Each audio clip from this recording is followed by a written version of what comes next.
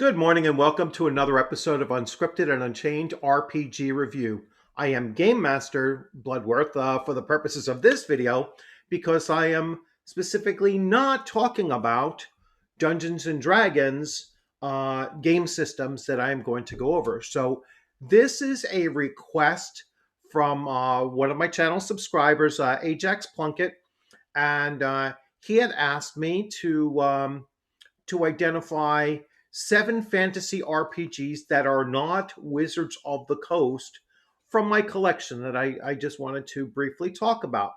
Now, I've added to his request that I didn't want to kind of do the easy way out and grab, 7 variants of Dungeons and Dragons from the TSR era.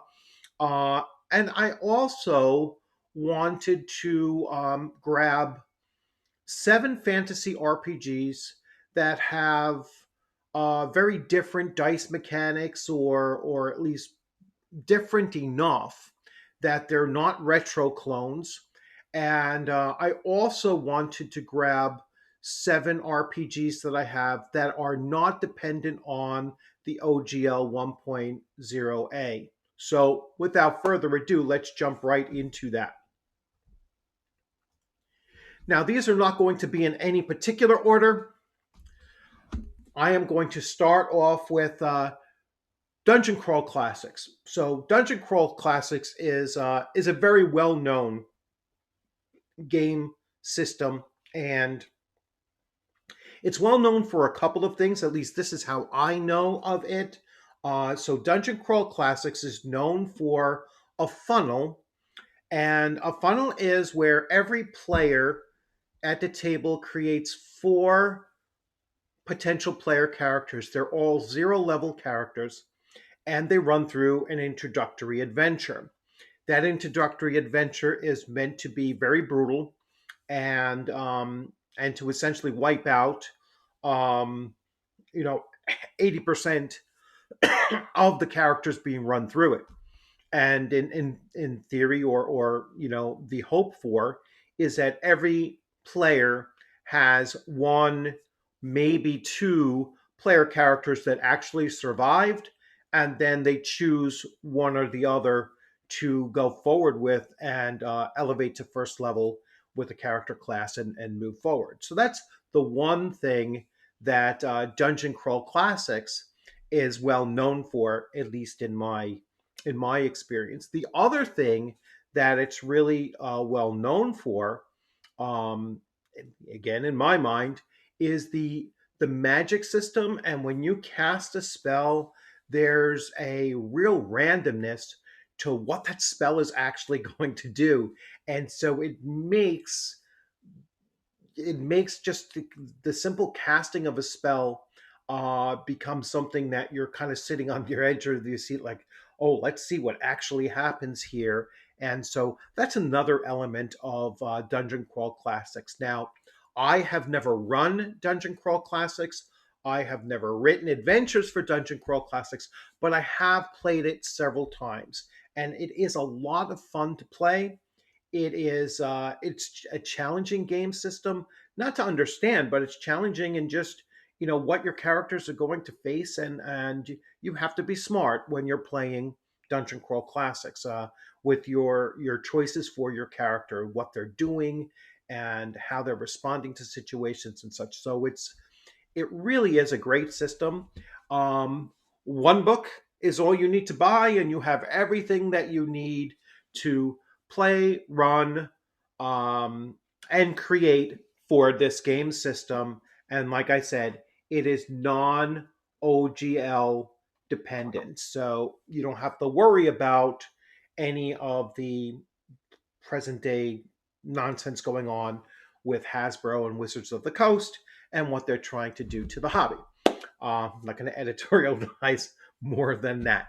Second one up, Worlds Without Numbers. So I've only just I've done quite a number of videos already, as you can see, on on just analyzing and breaking down what this system is. So doing a review of this system and working through. I have not yet played it, or obviously run it and everything. But that might actually change because even though it was very popular, it was award winning, uh, held in high regard.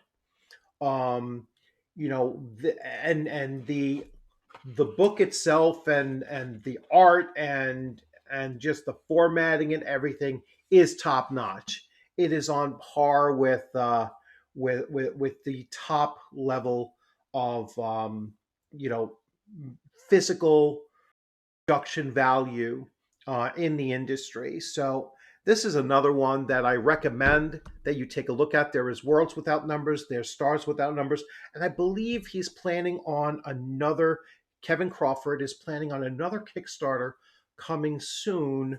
Um, I'm not quite sure what genre that is going to be in, but that's another one that you should definitely look into.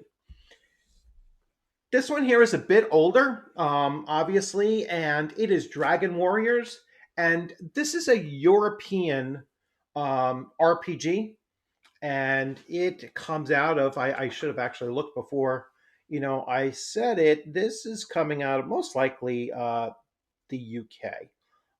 Yes, it is. So it's coming out of the UK. It's by Magnum Opus Press, and it dates back to the mid 1980s. So it dates back to 86. So 1986 Dragon Warriors. Now what this is going to do is it does have a different system than Dungeons and Dragons. It has different character stats. It has but mostly it has a different feel to it. um, I know it kind of sounds like cliche or whatever, that it has that European feel to it, but it does. It has that European essence to it. That's different. Like I don't know exactly how to explain it, other than when you compare it next to a an American made RPG, you kind of see the difference between them. Um, this has more of the folklore kind of feel to it, if you want to go along those lines and everything. But again, um, I haven't I haven't fully read through all of it. I haven't played it, obviously. Um, but it's certainly something that I would say, if you can get your hands on it, and there's a bestiary that comes along with this as well. I definitely grab a hold of it, just so you can see a different system and a different essence of the game. Moving on. All right, so this is Modiphius's Adventures in an Age Undreamed of. It's the Conan 2D20 system, completely different game mechanics system. By far, between Modiphius and Free League, I don't think that there is a company that has or company that has better art and better layout and physical construction of their materials. This I would probably put above all others. I don't think anyone can touch the artwork of this game system.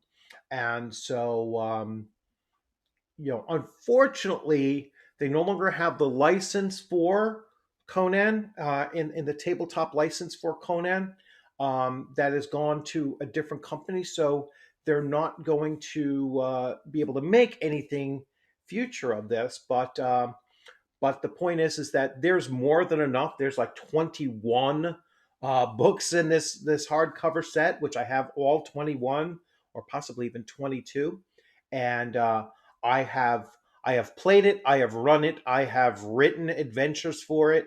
Um, of all of these that I've gone over so far, this is the one that I have the most experience with, and I'd absolutely get your hands on this, whether in PDF or physical copy. It's well worth what you're going to get. And again, everything you need is in one volume, and everything else is supplements that just adds more flavor and adds more character options and locations and such like that. Um, but all you need is this one book and you're good to go. Next up, totally different system. I started breaking down this as well on my channel.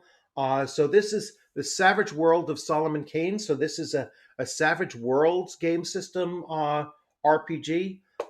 Robert E. Howard is by far my favorite author. And so anything even adjacent to Robert E. Howard, I am going to grab my hands on. This uses a totally different dice mechanic from Dungeons and Dragons, and it is, again, I haven't had the opportunity of running this. I played in it once, and then that group kind of just disappeared. I played in it once during just around when the pandemic hit, and so never had the opportunity to play it again. But certainly something I would like to get back into and to delve more into the Savage Worlds game system as well. I had previously mentioned it, so Free League, The One Ring.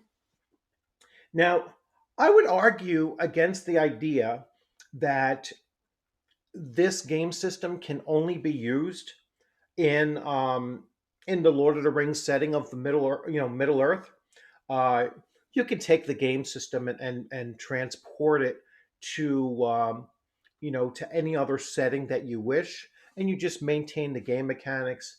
Again, the art and the layout is top notch in this, and just I mean, it really just captures that feel for J.R.R. Tolkien's, Lord of the Rings, just in the style of the writing, so the font choices, the title choices, even the art sketching.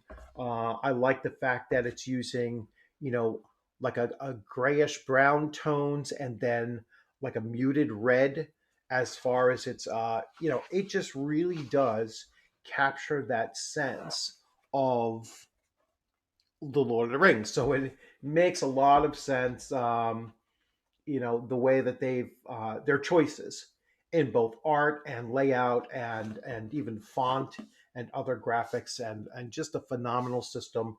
I have the starter set of this and this as well. Haven't run it, haven't played it, but again, this is the kind of game that I hope will because it sold well. So there's a lot of them out there. I just haven't looked into joining up with a group and actually playing in the game. So that's something that I might go to. Now, the oldest in my selection is Palladium role playing games. Again, it predates the OGL. All right, so then 1983, essentially runs parallel with Dungeons and Dragons and AD&D. Totally different system that it utilizes. I played this way back in the day, and and so it wasn't something that I followed through with. I kind of back in the day I used to choose a particular game that met each genre, and so AD&D First Edition was my high fantasy RPG of choice, and so I pretty much stuck with that for 40 years. But this is still out there. I don't know if there's a. I would assume that there are more recent printings of this. I'm not aware if its recent printings are OGL. I don't see why they should have been, because if they're based on the older pre-OGL, they shouldn't have had to have been. And that's one thing about the OGL 1.0A is that a lot of publishers included that in their books, even though they didn't necessarily need it. They just wanted to avoid the litigiousness of both TSR, which formed um, a really negative connotation to what TSR stood for. They sue regularly under Lorraine Williams, and so when 2000 rolled around and the OGL was and it was now a Wizards of the Coast property. I guess the fear was that they might continue with that very sue happy um, relationship with the rest of the hobby. And so many companies just put it into their product whether they needed it or not, just to avoid having to deal with challenges. That's the one thing with Castles and Crusades, which I didn't put in my 7 here because it is OGL. All right. And they're working on removing that necessity for it and putting in their own. But I wanted to just show off uh, 7 fantasy RPGs that are not Wizards of the Coast, not D&D, and not OGL dependent. And that's what we have here. I'll just switch views again. So that's what we have here. We have, and I mean, I could have pulled maybe 1 or 2 others, but I was asked for 7, which is kind of an arbitrary number, and so I was like, all right, let me just find 7 that really kind of fits that request. So I hope that Ajax, I hope that this helps you, maybe guides you towards some of these if you're not familiar with them.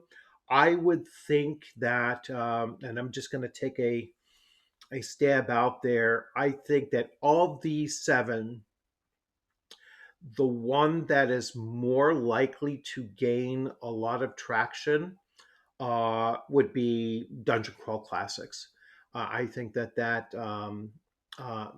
possibly World Without Number, but I would say Dungeon Crawl Classics of these 7 is the one that could really take off, um, as a result of this misstep and just bad faith effort by Wizards of the Coast and Hasbro. So, without further ado, thank you all for joining. I hope that this helped you out, Ajax, or anybody else that had a similar question in mind.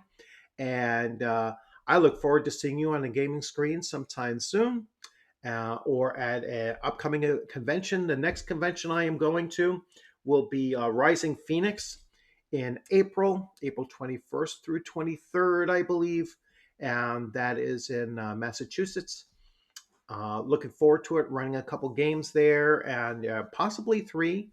I'm scheduled for 2 right now. I'm scheduled for Blade Runner, and I'm scheduled to run a gangbusters adventure that I wrote myself, and that's on Drive Through RPG. Unfortunately, it is OGL 1.0A compliant, let's say. But I will be running that adventure as well, and then maybe something else I might bring along with me. The Castles and Crusades white starter box. They are a basic set, and just grab a hold of a table and see if anybody just wants to play around a little bit. Plus, I have a full schedule of games that I'm looking to play in as well. So I will be there in April. Looking forward to it. And then the other one that I'm certainly going to go to is Shire Con in September, and I don't know what's going to happen between April and September. So again, thanks for joining. Thumbs up if you liked the video. Please subscribe if you haven't subscribed yet, and hit the alert button so that you will get alert of new videos. And just keep those dice rolling. Keep on playing. Play the game systems that you want to play. Run the game systems that you want to run. Buy the game systems that you want to buy. No one is telling you that you can't, buy, play, run, whatever you want to do. None of this stuff going on with the OGL and with licensing, or with, will you be able to publish any of this stuff? None of that prevents you from taking any one of these game systems and playing for the next 40 years. That's the thing about this hobby that the video game mentality doesn't quite capture. Is the idea that you can buy the core books of a game system and play it for the rest of your life. And that is the uniqueness, I think, of our hobby, is that as long as the game master is creative enough, he or she can just take that rule system, homebrew it to fit their own needs at their table, and then create adventures and campaigns, and or characters, and just play, like I said, for a lifetime. And so that's what's called evergreen, and that's what our hobby is really meant to be, is an evergreen hobby. It's nice to have the other supplements and everything along the way, but if those suddenly dry up, you can still move forward, with whatever you are playing. So don't let anybody tell you that there is any concerted effort to prevent you from buying, running, and playing whatever you wish. All right. Have a great day. Take care.